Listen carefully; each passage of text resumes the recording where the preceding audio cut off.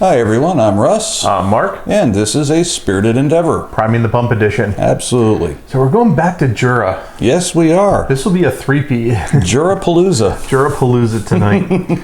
So we're doing a few of these Priming the Pump episodes in prep of our show tonight, and really, really excited to try this one. Yeah. So this one is called the Jerk's Own. Yes. And Jura is a very small, close-knit community. It's about 200 people on the island, and they take a lot of pride in their whiskey. And they actually did a vintage that was just for the people of Jura. Yeah. Luckily, we got our hands on one, which is really cool. It really is. So this is part of a special edition, limited edition.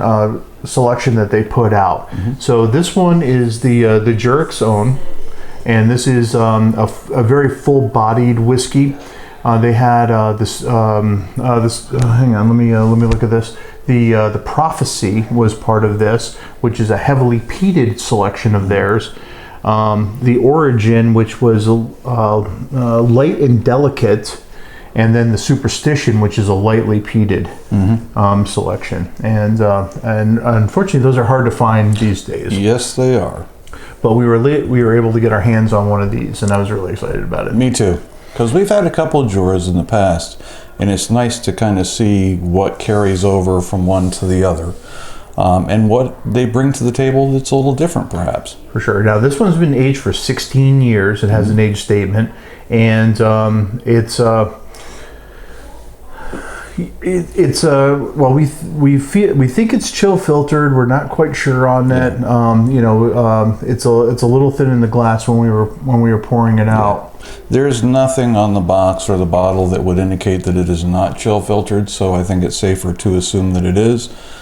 Same thing, there is no statement regarding the color, so I would assume that color's been added as well. But as we've said in the past, I really don't care about that as long as what's in the bottle is good. And that's really what we're here about. Yeah, 43% alcohol by volume in this one, so not real hot. Yeah. But I think we just need to get into it. Yeah, I agree.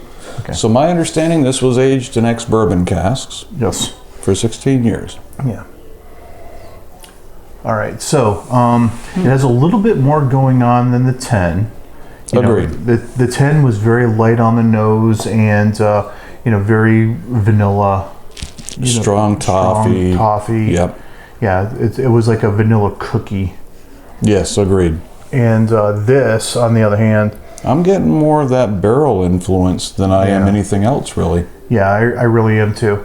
I'm not getting as much of the vanilla notes. I'm not getting a lot of the toffee notes in that, like we saw in the 10. There's a little bit of oak spice to the nose. It still has that little bit of Jura sweetness to it, but nowhere near what you get on the 10. Right, and then in comparison to the 18, I'm not getting any of those fruit notes that was so spectacular there. And I'm not getting the smoke and peat in this either. No, I agree. All right. Sancha. So it is thinner on the palate than I think both the 10 and the 18. Feels a bit thinner on the palate. The oak spice is definitely ramped up on this compared to any of the others. Yeah, I agree with that. Yeah, this is definitely oak forward. Yeah.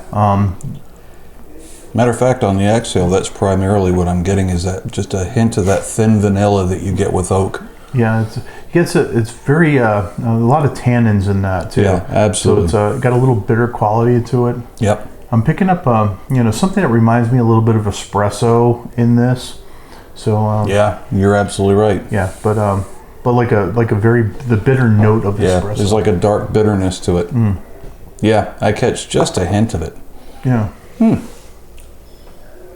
Yeah, I would say this is what happens when you take what's in the Jura 10 and you age it the additional 6 years in some strong oak barrels. That's what you're gonna find. That's what I'm getting out of this. Now, what I'm also thinking too is, the 10 was a very smooth, easy sipper. I don't know if the extra time in the barrel did this one any favors.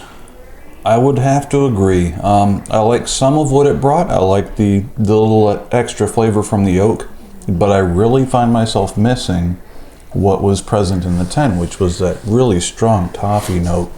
There was almost a bit of a nutty quality that I've picked up on before, and I'm really not getting much of that. I think that's been pushed to the back by the oak. Yeah, I think so. I think the oak overpowers this one.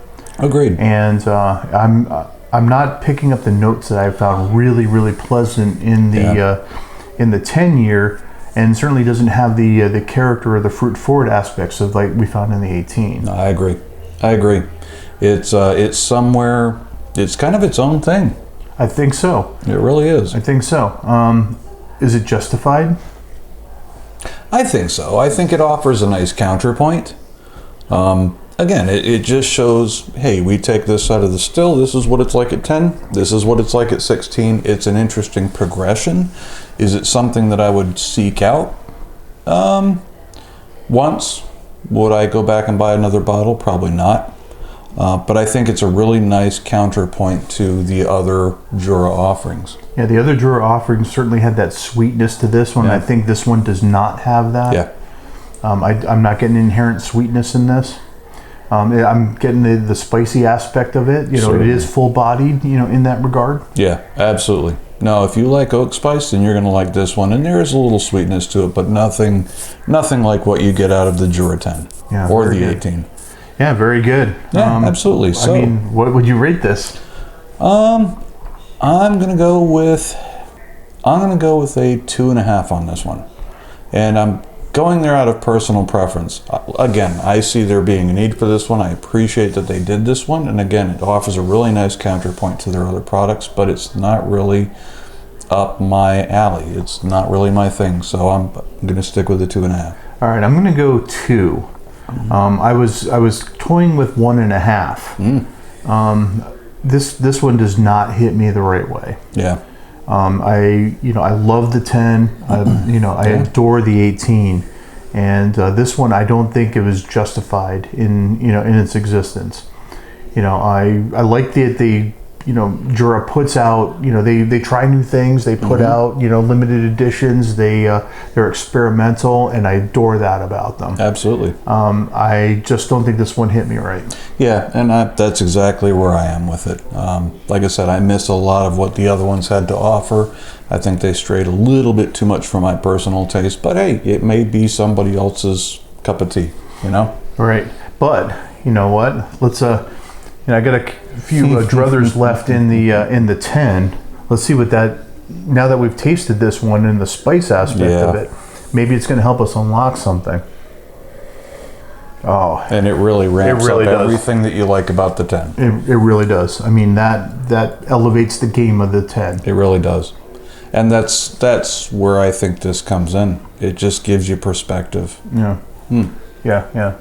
Totally different animal. Oh, yeah, I think the nose is actually stronger on the 10 than it is on the 16. And I didn't get that at first when we did the 10. Yeah, the 10's subtle until you tried the 16, and then all of a sudden the 10's kind of ramps it up. Yeah.